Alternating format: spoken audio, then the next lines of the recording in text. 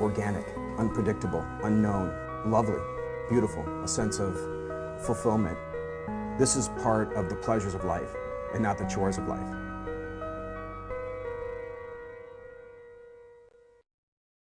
Coming up on Daily Iowan TV. The Big Ten removes one coach from its roster. Find out who next. And protest outside Ferguson.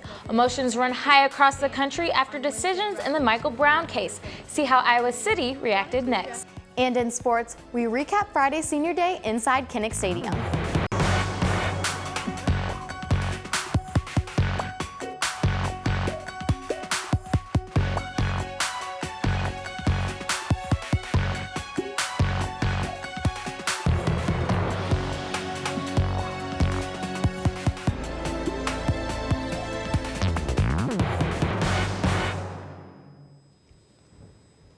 Good evening and thanks for joining us. I'm Austin Love. And I'm Selena Carr. After a 7-year run as Nebraska football's head coach, Bo Pelini was fired today. The Cornhuskers compiled a 67-27 record under Pelini before Nebraska Athletic Director Sean Eichhorst made the decision to fire him. We'll have more details later on in sports.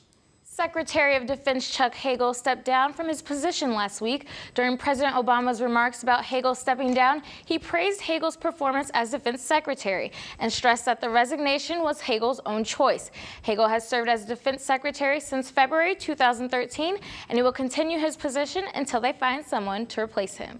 Last night in Iowa City, it was reported that 2 men robbed a taxi driver at gunpoint. The driver of the taxi said he was driving the 2 men from downtown when they revealed a gun and demanded his money. Police are investigating the robbery that took place about 3 miles off campus near Mercer Park in Iowa City. Darren Wilson, the police officer who shot and killed 18-year-old Michael Brown in August, resigned from the Ferguson Police Department Saturday night. In his resignation letter, Wilson said he hopes the actions he's taking will allow the community to heal. His decision comes after the grand jury decided on Monday not to indict him after Brown's death.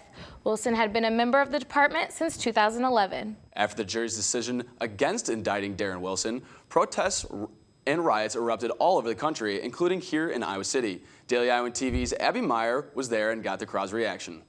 Throughout the nation, protests and demonstrations have broken out after a grand jury's decision not to indict a Ferguson police officer, Darren Wilson. From large vigils and protests erupting across the nation from Ferguson, New York, and Chicago, Iowa City residents decided to take a stand. On Wednesday, roughly 200 members of the surrounding community wanted to address issues in the justice system to help find solutions to racial disparities. Americans, we have the highest rates of arresting African Americans for marijuana possession in the country. You're 8.3 times more likely for African Americans to be arrested for marijuana possession. The protesters started at 5 p.m. and lasted until about 8 o'clock. The group began at the Pinnacle, moved down Iowa Avenue to relocate outside the City Hall. Afterwards, they moved through the Ped Mall toward Burlington Street and back to the Pinnacle. The crowd then assembled and blocked traffic at the intersection of Iowa Avenue and Clinton. Good things happening here, a lot of good energy and good people here, so I hope that this just shows that there's a lot of interest in making our system more equitable for everyone. Reporting from downtown Iowa City, this is Abby Meyer with Daily Iowan TV. Last week, Rolling Stone magazine published an article about a girl who was allegedly gang raped at a fraternity party at the University of Virginia 2 years ago. The article sparked protesting around the campus concerning the way the university handles sexual assault cases. Since then, the university has suspended all fraternities and has launched an investigation. On Saturday, Fraternity Life at the UVA hired a law firm to lead an independent review of the university's policies and procedures. And still to come on Daily Iowan TV, see how Iowa City handled this year's Black Friday shopping. And in sports, highlights from both Hawkeye games that happened over the break. Well, Austin, you know, the weather was pretty good the past few days. Yeah, it was nice. When I pulled into town, there's no snow on the ground, so you can't beat that, I guess. I know, seems like normal fall weather. Right. Well, let's turn it over to Daily Iowan TV's Katie Sextro, who's in the weather studio with a look at this week's forecast. Katie? Well, guys, the first day back from break won't feel very welcoming, unfortunately. In the morning, we will only see temps in the single digits around 8 degrees, and as the day goes on, it'll only warm up to about 17, but it'll feel much colder. We'll see mostly cloudy skies throughout most of the day, and as evening approaches, temps will stay around 15. Tuesday and Wednesday will be warmer, with temperatures staying around 34 with low 20s in the evenings. Tuesday will consist of clear, sunny skies, and Wednesday will be partly cloudy. On Thursday, it will be overcast and we'll see low 30s sticking around for the majority of the day. Friday and Saturday look about the same with warmer temps around 40, little chance of rain and cloudy skies. There's a look at your forecast. Austin and Selena, back to you at the desk. After getting pounded with 7 feet of snow, Buffalo, New York now braces for flooding as that snow starts to melt. The National Weather Service issued a flood warning for the entire community. They also cautioned that trees could begin falling due to heavy snowfall and water-soaked soil. The rising temperatures have caused the mass melting, which has closed down area schools and led to evacuations of flood-prone areas. Moving from stuffing faces to stuffing shopping bags, many Iowa City residents had a much quieter experience for Black Friday than recent years. Across the country, major stores opened their doors a day early, some starting at 6 p.m. on Thursday. But for small businesses in downtown Iowa City, it was just a typical day. Throughout Iowa City, businesses offered most of their sales after Black Friday for Small Business Saturday. The same was true for local store Running Wild, as they offered deals and activities for customers on Saturday. Even though most employees are expected to cover a few more hours, business owners believe it's an important and fun day for stores. Fun. We have, food and drink and snacks like that, and a lot of people coming in, and it's generally a pretty fun atmosphere to be a part of. So, area stores are also preparing for Cyber Monday, which happens tomorrow. In support of World AIDS Day on December 1st, I See Red Week will begin this week. There will be events held throughout the week, from the reading of names from the AIDS Memorial Quilt to a formal benefit dinner to raise funds for local HIV and AIDS organizations. These events are hosted by a collaboration of different UI organizations to promote HIV and AIDS awareness. On Friday, former Baltimore Ravens running back Ray Rice was reinstated to the NFL. This decision is the result of Rice's appeal to his indefinite suspension from the league for assault charges against his fiancée back in February. The NFL's decision means Rice is eligible to sign with another team and potentially play immediately.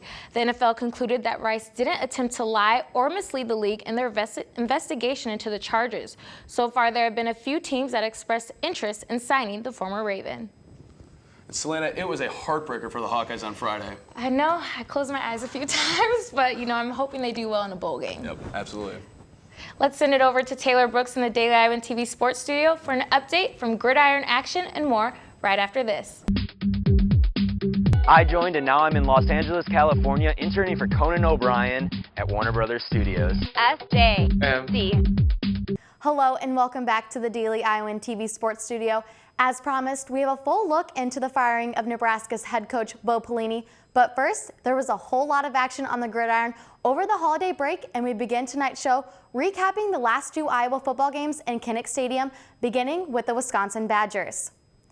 2 weeks ago, the Iowa football program had a chance to grab the Big Ten title. They would have to beat out 8-2 Wisconsin and the Nebraska Cornhuskers in order to have a shot. Football reporter Whitney Blakemore took a look at how the Hawkeyes just let this one slip away. On Saturday, when the Heartland Trophy was still up for grabs, Kinnick Stadium was roaring. The Big Ten championship game was still a possibility, and the question of if running back Melvin Gordon could ever be stopped was in the back of everyone's minds. The defense came out ready to play, holding Gordon to just 39 yards in the first half, compared to the 238 yards he rushed against Nebraska in the first half alone just a week prior. We still bowled up and kept them out of the end zone, I think. So, like I said, I'm proud of my team, and we were down in it, in the nitty-gritty down in our goal line, and we got a couple stops. So. But Iowa's offense was a different story. Mark Wiseman fumbled on the first drive of the game that resulted in a Badger 50-yard field goal. A 14-play Hawkeye drive was halted to just 3 points, and the final moments in the second quarter was filled with miscommunication and incomplete passes, leaving the Hawks down 16-3 at half. It's always hard to speculate exactly what it was. I think, we just kind of had those small details that we started converting on third downs, and it always keeps us on the field, which is a good thing. The offense decided to make a change at half as Jake Rudock finished with 311 yards passing and 2 touchdowns to rally from 16 down to get to just 26-24 with just a little over 5 minutes left to play. But 3 scoring drives wasn't enough as Iowa's defense finally started to slip, letting Gordon convert for 2 first downs in Wisconsin's final drive, keeping the ball away from Rudock's hands and draining out the clock. If you remember last year in Michigan going into halftime, it was 21-7, and we felt we felt this was that type of game. We were going to come back. All we had to do was stay motivated, stay doing Iowa football, and we were able to almost pull it out. It was the inability for the offense and defense to both excel through the whole 60 minutes that let this close game slip away, and their hopes of capturing the West Division now gone. Whitney Blakemore, Daily Iowan TV Sports. After the hard-fought battle against the Badgers, it was Wisconsin to take the win 26-24. The only thing looking up for the Hawkeyes was a chance at their very first trophy victory in Kinnick Stadium on Friday. Chelsea Brown has the highlights. The Iowa Hawkeyes close out their regular season action against the Nebraska Cornhuskers, where they just fell short of a victory inside Kinnick Stadium. We picked things up after 2 Iowa turnovers in the red zone from quarterback Jake Rudock, and Phil Parker's defense pulling the pieces back together with a pick 6 from senior Johnny Loudermill. Iowa up 7-0. A Marshall Kane field goal from the 22-yard line puts up 10 against the Cornhuskers. Another Iowa fumble puts Nebraska in Iowa territory, and a Tommy Armstrong Jr. pass complete to Amir Abdullah puts Nebraska on the board with 47 seconds left in the half. Iowa wanting to lengthen their lead with a 37-yard pass complete to Devon Smith, a missed tackle, and he's in the end zone, adding another 6 for the Hawkeyes. Iowa now up 17-7, and Nebraska's Sam Foltz fumbles the ball. The kick is blocked, and defensive lineman Drew Ott catches it on the bounce and earns a touchdown for the Hawks. Iowa up 24-7. All the cards seem to be falling into Iowa's lap, and then Nebraska answers back. The Cornhuskers put up 2 touchdown passes from Armstrong Jr. and an 80-yard punt return to take the first lead in the game. Nebraska 28, Iowa 24. Iowa, desperate to score in the second half, answers with a Kanzeri touchdown. About a minute left to go, and Nebraska's Drew Brown ties it up. This game is going into overtime. Iowa with the first possession only puts up a 3-point lead, but that's not enough. In 4 plays, Nebraska's Kenny Bell gets a touchdown, takes the win that seemed to be wrapped up by Iowa in the first half, and regains the Heroes Trophy on Senior Day in Iowa City. The Hawkeyes close out their regular season 7-5, but still have a chance with a bowl victory in their future. This is Chelsea Brown reporting inside historic Kinnick Stadium, Daily Iowan TV Sports. The Nebraska Cornhuskers may have captured the 37-34 win over the Hawkeyes on Friday, but that didn't seem to be enough for Nebraska's athletic director, Sean Eichhorst. Earlier this morning, Eichhorst fired head football coach Bo Pelini via email. A press conference was held at 1 p.m. this afternoon, and Eichhorst expressed that at the end of the day, I didn't see enough improvement in areas that were important for us to play championship caliber football. We just, for whatever reason, weren't good enough in the games that mattered against championship quality caliber opponents. I didn't see that changing at the end of the day. Head coach Bo Pelini was hired as Nebraska's 28th head coach and has been with the Huskers for 7 years. Over his tenure, he has posted a 67-27 record with the Huskers. Pelini will be owed over $7 million by Nebraska on his contract that extends through February of 2019. With the bowl game in Nebraska's future, Eichhorst announced that assistant head coach Barney Cotton will stand in as the interim head coach and will work with other coaching assistants to prepare the Cornhuskers for their bowl game.